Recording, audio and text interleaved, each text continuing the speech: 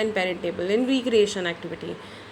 Over economic activity there is a production, फिर consume करता है, फिर डिस्ट्रीब्यूट करता है, फिर एक्सचेंज होते हैं goods and services. But in non economic activities just related with the socially. Scope क्या है? These activities that taken either between an employer and employee, और बिटवीन प्रोड्यूसर एंड कंज्यूमर, और between professional and client. Non economic activity क्या है? These activities generally take place between family member or between social worker and those who are being served by them.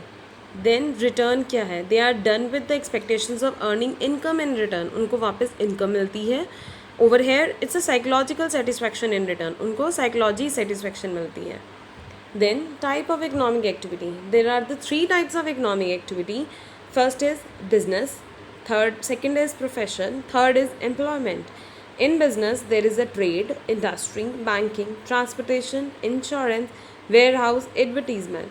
In profession, like we have to do the degrees, then we get these type of profession like medical, legal advisor, chartered accountant. Then employment as a manager, as a clerk, or as a salesperson.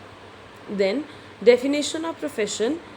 A profession is a vocation requiring knowledge of some department of learning or a science. Another unprofession is one who follow an occupation as mean of livelihood or gain, or who is engaged in one of the learned profession.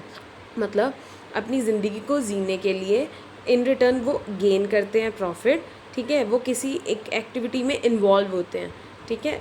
और profession को earn करने के लिए we have to do particular degrees so that we can recognize as a chartered accountant, as a teacher, as a doctor, etc. Then employment. It is a contract between two parties, one being employer and other being employee. In profession setting, the employer conceive the productive activity journal with the intention of creating profit.